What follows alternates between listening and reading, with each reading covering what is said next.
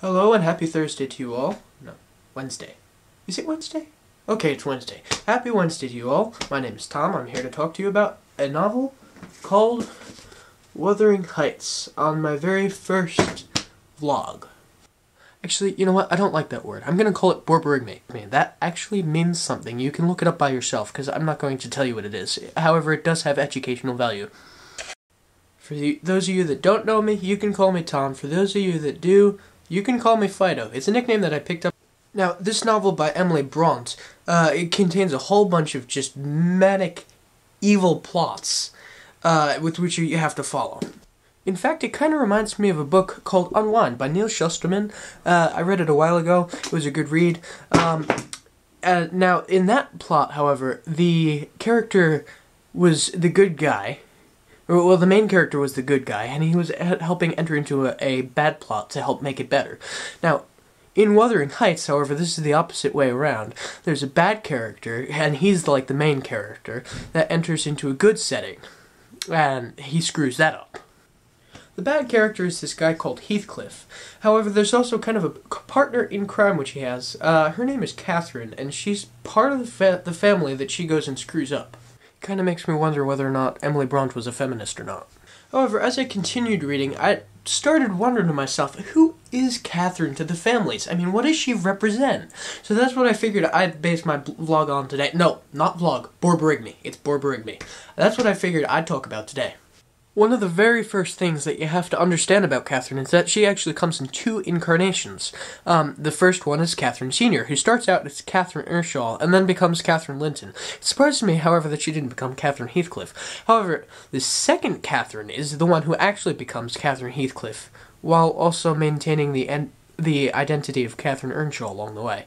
So it's kind of confusing how that works. However, it is a very fascinating story along the lines of, you know, the reincarnation, because the first Catherine is similar to, not exactly the same as the second Catherine, but they're very similar characters. In fact, they actually go through the same exact mistakes in life, which kind of is surprising because no one bothers to tell the second one about what's happened to her. I figured, due to the pleasurability of discussing things in a chronological order of events, we should discuss the first incarnation of Catherine first. If you don't already have your nerd glasses on, that would be a good time to get them and put them on, because we're going to go in depth, or try to at least, anyway. I'm not sure how seriously I can take this, but we'll see.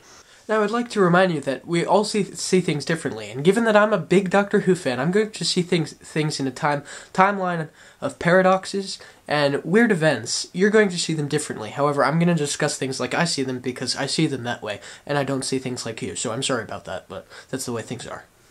So we get a sense that in the beginning of the book, time had been flowing along this progressive series of events that were very much predictable, as in, like, one generation would pass to the next, and not much change would happen between them.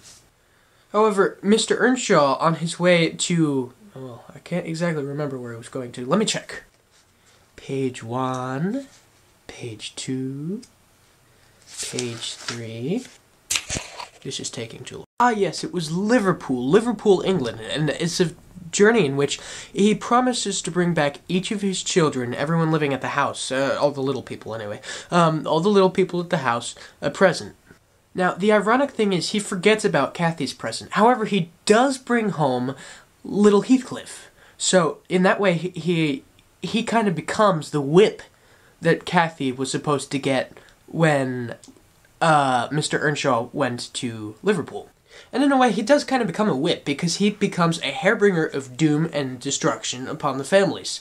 Both the Earnshaws and the Lintons, who are going to later get involved in their misadventures. I suppose you can call it misadventures, although they don't really go anywhere, so I'm not sure how that works. And Cathy, it's important to understand that Cathy is the source of all the problems, not so much as Heathcliff. However, she's the door through which Heathcliff can walk in. She's the source of the problems. Heathcliff, it's kind of like this parasite that I saw, I read about once. It's a parasite that it takes over the minds of slugs, so I'm not exactly trying to call Cathy a slug, but I suppose I am. It takes over the minds of slugs, and it forces them to go up, crawl onto the top of the leaves, and wait for them to get snatched up by birds, so that it can be eaten by the birds, and then reproduce in the bird's digestive system. When the birds poop, then the offspring go and infect the slugs again, and then the cycle continues.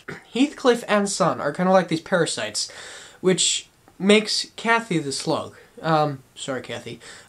Kathy, in trying to use a whip with which she can whip around other people, she doesn't realize that the whip can do things on its own. So, well, I meant that in a metaphorical sense. I mean, whips don't actually go around whipping people out of their own will, but that would be kind of scary. It also reminds me of this Doctor Who episode called The Family of Blood, in which this family of green things, they're not really forms so much as things, pursue the Doctor across space and time, and they try to take over his body and feed off his life force, which, because he is immortal, pretty much, almost immortal, kind of, he pretty much lives forever, and if they take over him, they take over his life force. Heathcliff is kind of like this, because he feeds off of the misery of the family, so, not in the literal sense of the word feed. However, he derives his whole entire existence from the misery that he inflicts on the two families, especially after the first Catherine's death.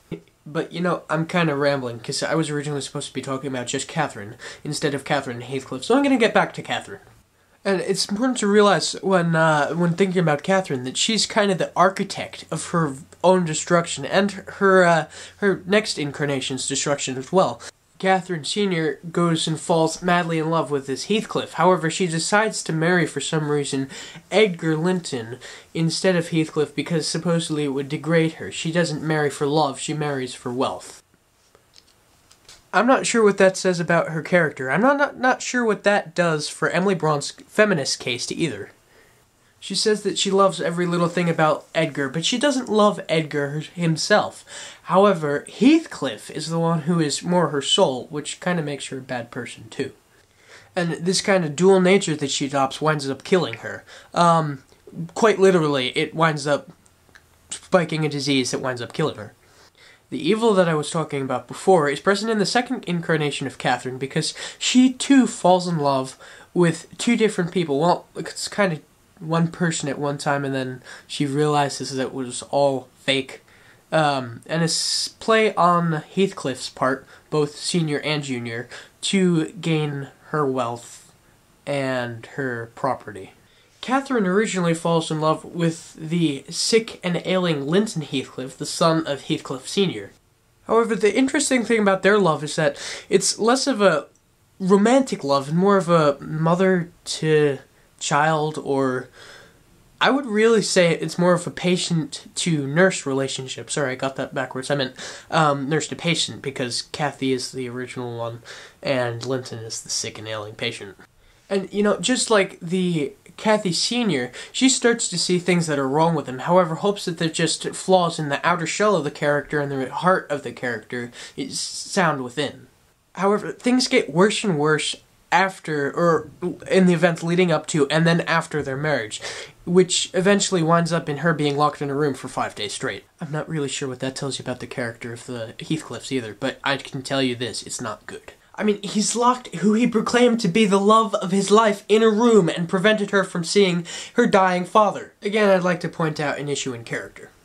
It's interesting that during the course of their romantic interest in each other, Linton and Kathy, well, specifically Kathy, said that she would have preferred Linton as a brother to that of a husband, because supposedly, according to her, husbands hate their wives, which ironically is what winds up happening.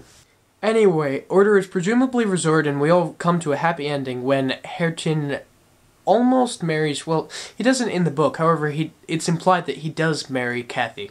In this way, time is set back on its proper path, and they didn't even need Doctor Who to do it. Well, I hope I've given you a couple things to think about over the course of this video, and I'm going to be winding up soon, but not before making a few strange noises with my mouth. It goes something along the lines of bingle bongle dingle dangle, yip-de-doo, yip-de-daw, ping pong, and lippy-toppy-too-taw. And 23. Goodbye.